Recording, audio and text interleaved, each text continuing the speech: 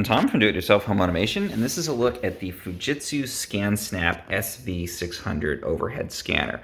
So this is a really cool, really unique kind of scanner that you can use for digitizing a couple of different things. And what I use it for is scanning books, any kind of books or scrapbooks. If you're scanning bound printed books or grabbing pages out of those, it's great for that. And I'll talk a little bit about how it does that. And also it's great for scanning big documents. So if you want to scan a map or a poster, something that wouldn't fit onto your flatbed. And the other thing that it's great for is scanning a lot of small documents all at once. So say you go to an event and you get 20 business cards and you don't want to have to sit there putting them through a flatbed. This is a great scanner for that. And basically the way that it works, it has this base down here. It plugs in with USB into your computer, and it comes with a big mat that you can roll out if you want to designate the area that you're scanning. I usually just put it on a white desk or black surface, so there's a good high contrast there.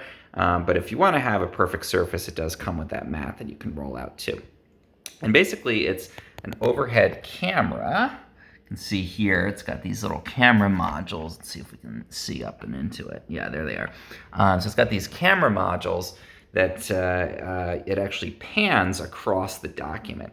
So when you press the button to scan, it actually takes those cameras and it pans them in about 3 seconds across, capturing the document, and it stitches the whole thing together into a high resolution, about 600 DPI image. So it's capturing a much better lit scan, a much better captured scan than what you would get with just a cell phone snapping a picture of a document. But it actually manages to do that without having to have any physical contact with the document or the book that you're scanning. And it does it, totally through that overhead, so it can capture a very large area. A couple of great features with the software that comes with this: when you're scanning a book or a scrapbook or anything where it's bound and printed, it's automatic page turning, so you can just flip pages and it'll scan each one. You can also press the scan button between each page to scan, and it'll actually correct the skew that you get in the pages of a book. So, if you scan a book in a flatbed, it normally ends up kind of distorted. This actually will automatically correct that skew, and again, it'll scan at a very high resolution.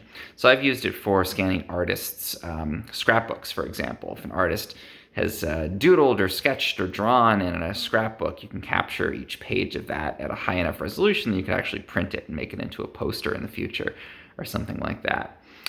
So really great for that. It's very light and easy to transport. I've done work with historical archives where I've actually carried the scanner into an archive and used it to digitize books or printed documents or maps in that archive. So it's definitely something pro quality there. And also when you're doing the scanning with it, you can actually, again, put multiple documents down and it'll pull each of those out of the scan and create a separate PDF or other document from it. So I love it. Again, if you go to an event and you get a bunch of business cards, I'll just make a row underneath the scanner. All the cards, I'll press the button on here one time, it scans, and you get all of your cards captured as individual PDF documents. And you can do optical character recognition and get searchable text and that kind of thing out of them.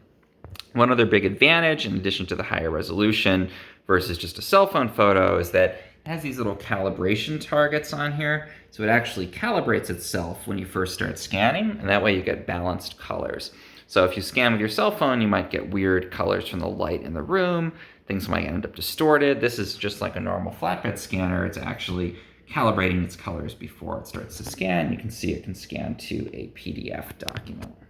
One final thing I'll show here is it does have a lock function. So if you want to attach a key lock to it, I've seen people use it in a library and set it up so that patrons can come and scan documents and no one can walk off with this otherwise very portable scanner. So great for an institutional setting like that, as well as for a home office, which is where I use it, or again for professionals who are going out into the field and wanting to scan especially larger documents or printed documents using a contact-free scanner. And again, the best thing with it, I think, is that it can create that 600 DPI image, but it only takes about 3 seconds to do each image.